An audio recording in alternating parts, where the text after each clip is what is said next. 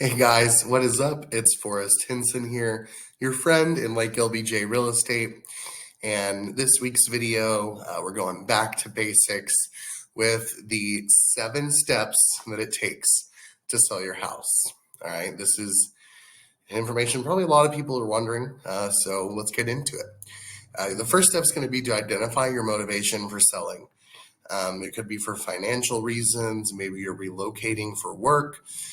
Either way, you want to make sure that you're selling for the right reasons before you get too far into it, because it can be a time-consuming process. It can be a little bit stressful, and so you want to make sure that you're selling for all the right reasons before you dive in too deep.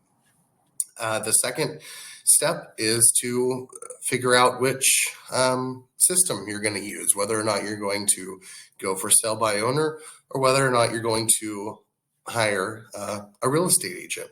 Now, if you're going to do it for sale by owner, I just want to stress that you make sure that you take the time to market your property correctly. All right. There's lots of different websites, platforms that it needs to go on. This is why as real estate agents, this is why we work full time.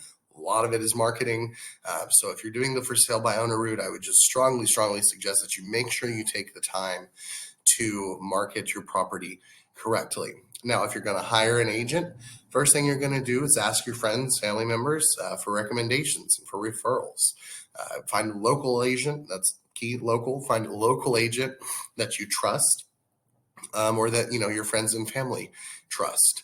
And then you're going to interview those agents or that agent and make sure it's a right fit for you. This is it's going to be you're going to be talking to this person on the phone and in face-to-face. They're going to be a part of your life for probably the next few months. So you want to make sure that it's somebody that you vibe well with and that you trust and that you feel comfortable moving forward with in the process. And then if you do hire an agent, one of my biggest pieces of advice would be to trust that agent. Without sounding preachy, we know what we're doing. We have licenses. We go through training, hours and hours and hours of training to do what we do. And there's a reason for that. There's a lot of intricacies involved with buying and selling real estate.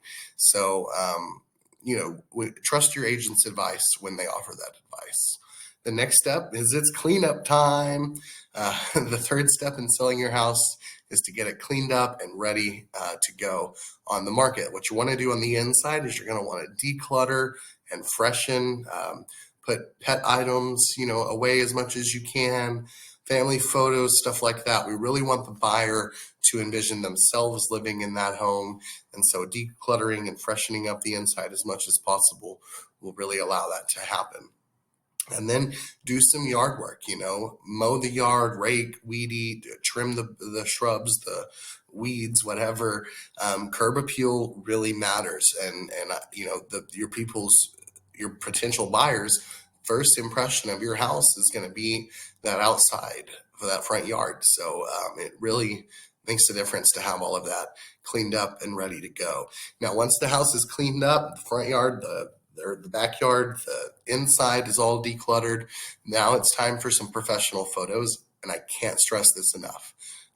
If your real estate agent is a good agent, they're going to do the professional photos. If you're doing the for sale by owner route, I would strongly recommend doing the professional photos.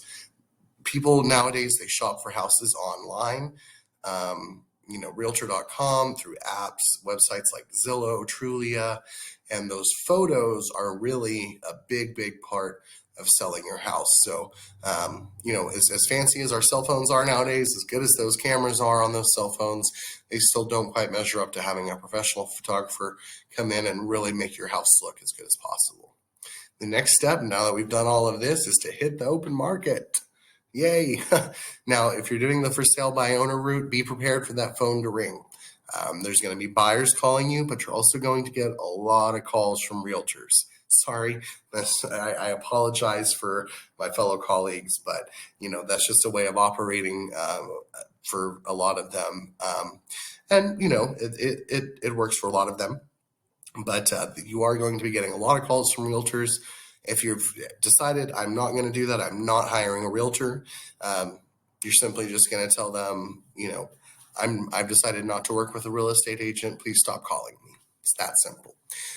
Now, if you hire a real estate agent, when you go on the market, your agent is going to take and list your property, like I was mentioning before, on all those platforms, all of those different search engines and real estate websites, as well as the MLS, the multiple listing service, which is going to allow all the other realtors in the area to see it, see the pictures, see the asking price, as well as any pertinent information. Now, once you're on the market, it's time to receive an offer. All right.